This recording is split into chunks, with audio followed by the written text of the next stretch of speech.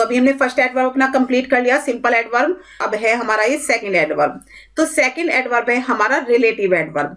अब रिलेटिव से मतलब हमें पता चला कि संबंधवाचक, ये हमें पता चला कि क्या होता है, संबंधवाचक क्रिया विशेषण, क्रिया विशेषण। तो अब हम बात करने वाले हैं संबंधवाचक क्रिया विशेषण की। तो ये क्या करते हैं, जो रिलेटिव एडवर्ब होते हैं वो किसी भी सेंटेंस को ज्वाइन करने का काम करते हैं। जैसे कि आपके पास दो सेंटेंस है तो उनको ज्वाइन करते हैं, तो इट ज्वाइन सेंटेंसेस। तो पहला तो क्या काम है इसका कि वो सेंटेंसेस को ज्वाइन करते हैं। दूसरा काम क्या है, तो दूसरा काम है कि it point towards its antecedent. तो ये क्या करते हैं, अपने ही एंटीसीडेंट की तरफ इशारा करते हैं। तो what is the meaning of antecedent? Antecedent क्या होते हैं? एंटीसीडेंट होते हैं, वो होते हैं हमारे नाउन या फिर प्रोनाउन। कौन से नाउन या प्रोनाउन? वो नाउन या प्रोनाउन जो कि रिलेटिव एडवर्ब से पहले आते हैं, जो कि रिलेटिव एडवर्ब से पहले आते हैं तो उनकी तरफ इशारा करते हैं, ये हमारे रिलेटिव एडवर्ब।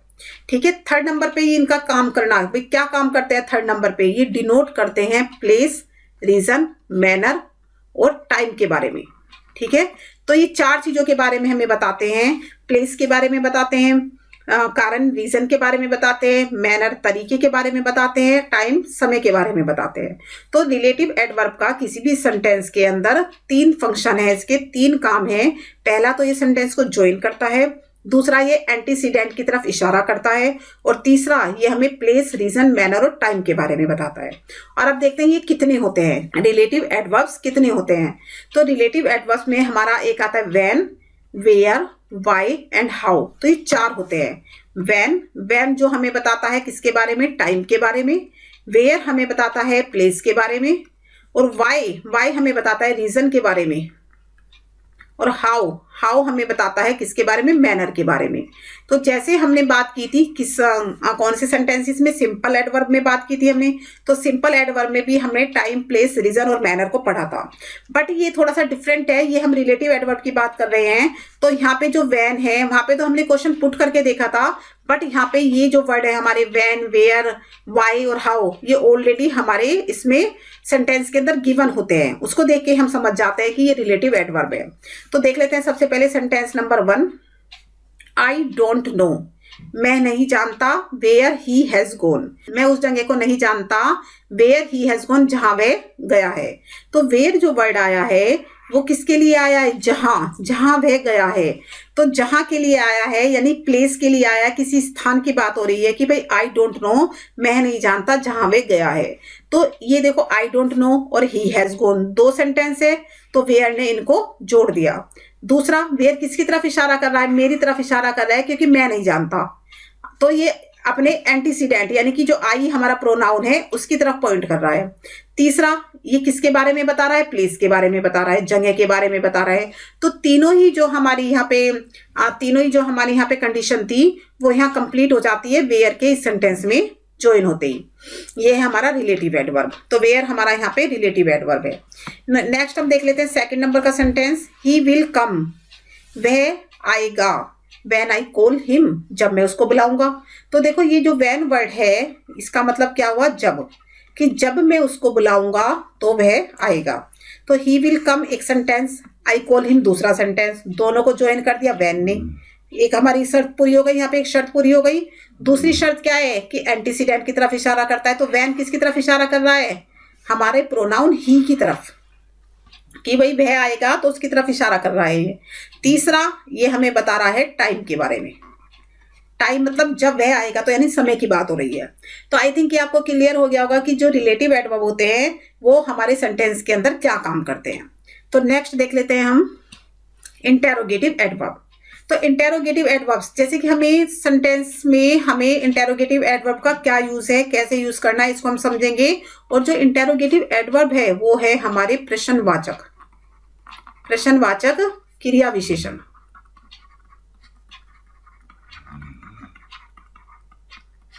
तो इंटेरोगेटिव जो एडवर्ब होते हैं, दीज आर, ये कौन कौन से होते हैं, पहले तो आप देख लो, why, where, when and how. तो यानी कि ये 4 टाइप की हो गई। जैसे हमारे रिलेटिव हैं, सेम हमारे ये ऐसे इंटेरोगेटिव है, why, where, when and how. तो बट रिलेटिव और इंटेरोगेटिव तो सेम हो गई, तो डिफरेंस क्या है? डिफरेंस ये है कि जो रिलेटिव होते हैं वो तो सेंटेंस के बीच में आते हैं और दो सेंटेंस को ज्वाइन करने का काम करते हैं, बट जो ये इंटेरोगेटिव एडवर्ब होता है ये हमारे सेंटेंस की शुरुआत में आते हैं और ये क्वेश्चन पूछने का काम करते हैं। They are used to ask questions, तो ये क्वेश्चन पूछने का काम करते हैं। They are used to ask questions, तो ये क्वेश्चंस पूछने का काम करते हैं। तो अभी आपको पता चल गया कि when, where, why and how ये 4 तरह के इंटेरोगेटिव एडवर्ब है और ये क्या कर रहे हैं सेंटेंस के अंदर? क्वेश्चन पूछने का काम कर रहे हैं। तो पहला सेंटेंस देख लेते हैं, व्हाई आर यू सरप्राइज्ड, कि आप क्यों सरप्राइज्ड हो। तो व्हाई जो वर्ड है ये हमारा इंटेरोगेटिव एडवर्ब है और ये सेंटेंस के अंदर क्वेश्चन पूछने का काम कर रहा है। तो अब हम क्या बताएंगे? रीजन बताएंगे। तो भाई क्यों हम सरप्राइज है, तो ये रीजन के लिए यूज किया जाता है। सेकेंड है हमारा where has she seen me, उसने मुझे कहाँ देखा, तो भी क्वेश्चन पूछ लिया गया है वेयर लगा के कि उसने मुझे कहाँ देखा। तो वेयर वर्ड हमारा इंटेरोगेटिव एडवर्ब है। तो इसमें कुछ ज्यादा नहीं है, सिर्फ इतना ही है। तो दोनों जो हमारे थे आज के रिलेटिव और इंटेरोगेटिव एडवर्ब, आई थिंक आपको ये क्लियर हो गया होगा।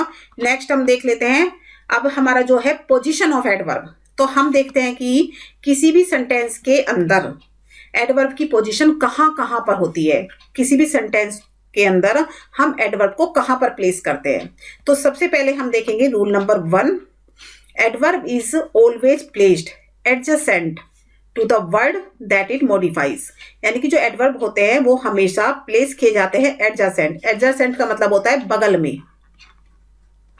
तो वो बगल में रखे जाते हैं उस वर्ड के। कौन सा वर्ड, किस वर्ड के बगल में रखे जाते हैं? जिसको एडवर्ब मॉडिफाई कर रहे हैं। जिस वर्ड को एडवर्ब मॉडिफाई करते हैं तो सेंटेंस के अंदर एडवर्ब को उसी वर्ड के बगल में रखा जाता है।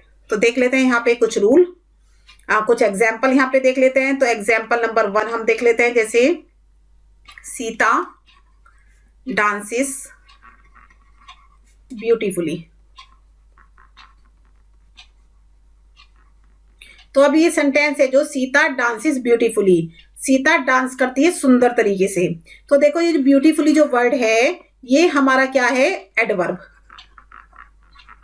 और ये किसको मॉडिफाई कर रहा है? ये मॉडिफाई कर रहा है वर्ब को। तो देखो ये दोनों आपस में कहाँ बगल में रखे हैं एक दूसरे के। तो ये हमें क्या मिल रहा है? जो एडवर्ब है वो एडजेसेंट रखा है किसके? वर्ब के।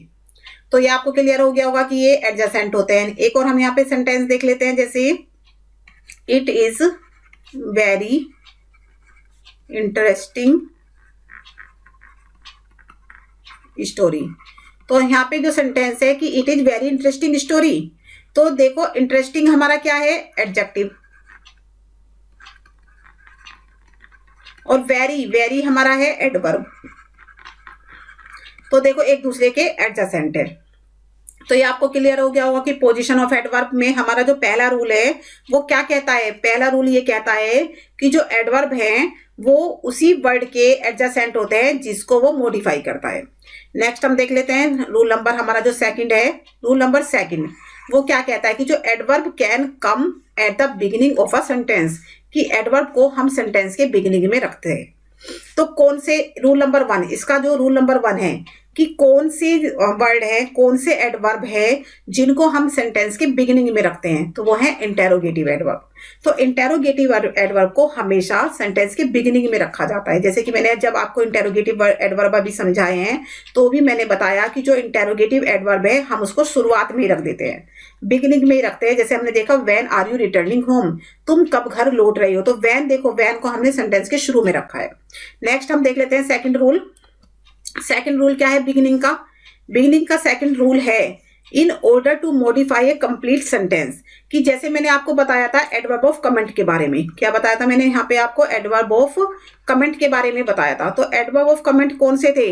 एडवर्ब ऑफ कमेंट वो कमेंट थे जिनको हम सेंटेंस के शुरू में रखते हैं और वो पूरे सेंटेंस को मॉडिफाई करते हैं। बिगिनिंग में ही रखा जाता है उनको भी और वो पूरे सेंटेंस को मॉडिफाई करते हैं और उस एक वर्ड को देखते ही हमें पता चल जाता है कि सेंटेंस का मूड कैसा है। तो वो वाले जो हमारे एडवर्ब थे उनको भी हम कहाँ रखते हैं? शुरू में ही रख देते हैं। तो कंप्लीट सेंटेंस को जो मॉडिफाई करते हैं उनको भी हम शुरुआत में ही रख देते हैं, बिगिनिंग ऑफ द सेंटेंस में ही हम उनको रख देते हैं। तो रूल नंबर 3 देख लेते हैं। रूल नंबर 3 क्या है? रूल नंबर 3 है बिगिनिंग में रखने का कि उन वाले एडवर्ब को भी हम शुरुआत में रखते हैं जो कि एम्फेसाइज करते हैं, एडवर्ब को एम्फासाइज करते हैं, यानी कि एडवर्ब के ऊपर प्रेशर डालते हैं, जोर डालते हैं, तो उनको भी हम कहाँ रखते हैं? बिगिनिंग में। जैसे ऑफ शी गोज, अब शी गोज ऑफ सिंपल हो गया, शी गोज ऑफ, बट अगर हम ऑफ को पहले रख दें तो वो क्या कर रहा है? एडवर्ब को और ज्यादा प्रभावित कर रहा है, और ज्यादा इन्फ्लुएंसिस कर रहा है, और ज्यादा एम्फेसाइज कर रहा है। Off she goes, here, here come the chief guest, तो हियर को हमने पहले रख दिया बिगिनिंग में, जिससे क्या हो गया? ये एडवर्ब एम्फेसाइज हो गया है। तो ये आपको क्लियर हो गया होगा कि जो एडवर्ब एम्फासाइज हो जाते हैं तो एडवर्ब को एम्फासाइज करने के लिए, एडवर्ब पे ज्यादा प्रेशर डालने के लिए, ज्यादा जोर डालने के लिए हम उनको बिगिनिंग में रख देते हैं। तो नेक्स्ट देख लेते हैं। नेक्स्ट रूल है हमारा रूल नंबर 3। तो रूल नंबर 3 क्या कहता है? रूल नंबर 3 कहता है कि किसी भी सेंटेंस के अंदर हम एडवर्ब को मिडिल में भी रख सकते हैं। तो पहला क्या देखा हमने? एडजेसेंट रखते हैं। दूसरा हमने क्या देखा? बिगिनिंग में रखते हैं। तीसरा हम क्या देख रहे हैं? कि मिडिल में रखते हैं। अब मिडिल में कौन से वाले एडवर्ब रखे जाते हैं? तो वो रखे जाते हैं एडवर्ब ऑफ टाइम। तो adverb of time are used before the verb that they modify. तो एडवर्ब ऑफ टाइम को हम वर्ब से पहले यूज करते हैं, वर्ब से पहले, क्योंकि वे वर्ब को मॉडिफाई करते हैं और उससे पहले हम उसको रख देते हैं, तो वो हमारे होते हैं एडवर्ब ऑफ टाइम। तो देखो, I have seldom gone there, मैं वहां कभी कभार गया। तो सेल्डम जो है हमारा, देखो वर्ब से पहले है और ये वर्ब को मॉडिफाई कर रहा है, तो इसको हमने कहा रखा है मिडिल में। I will never come here, मैं यहाँ कभी नहीं आऊंगा। तो आऊंगा वर्ड को मॉडिफाई किया है नेवर ने। तो नेवर हमारा क्या है? टाइम, टाइम को बता रहा है कि कभी नहीं, टाइम हो रहा है, कभी नहीं आऊंगा मैं। तो ये जो हमारे हैं एडवर्ब ऑफ टाइम है, इनको हम रखते हैं मिडिल में। नेक्स्ट देख लेते हैं। अब आ गया नेक्स्ट हमारा है एडवर्ब कैन कम। तो ये हमारा 4th rule, adverb can come at the ending of a sentence. जो एडवर्ब है वो सेंटेंस के एंड में भी आ सकते हैं। तो एडवर्ब ऑफ मैनर, मैनर को हम after the verb in the sentence को एंडिंग में रखेंगे, यानी कि सेंटेंस के अंदर जो हमारे एडवर्ब ऑफ मैनर है उनको हम वर्ब के बाद रखेंगे। क्यों? क्योंकि वे वर्ब को मॉडिफाई करते हैं। और दूसरा हम उनको लास्ट में रखेंगे, सेंटेंस के एंड में रखेंगे।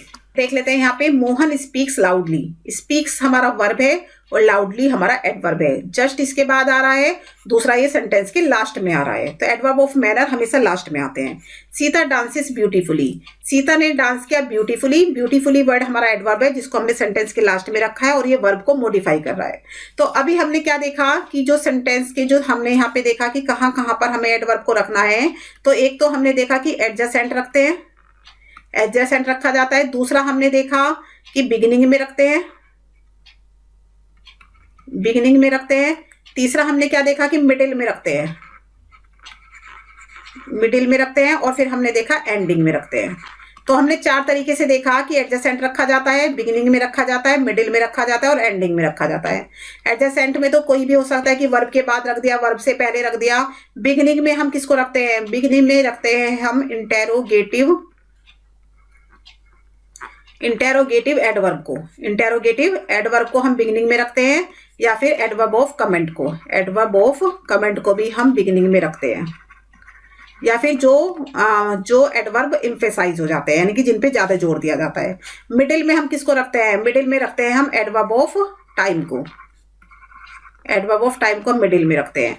एंड एंडिंग में किसको रखते हैं? एंडिंग में रखते हैं हम एडवर्ब ऑफ मैनर को। तो ये आपका इसका रिवीजन हो चुका है पोजीशन का। तो आई थिंक आपको समझ में आ गया होगा कि भाई हमें सेंटेंस की पोजीशन को कैसे देखना है, कि कहां पर रखना है। तो अगर आपको मेरी ये वीडियो पसंद आई हो तो प्लीज आप मेरी वीडियो को लाइक करें, शेयर करें और हमारे चैनल को सब्सक्राइब करें। Thank you for watching this video.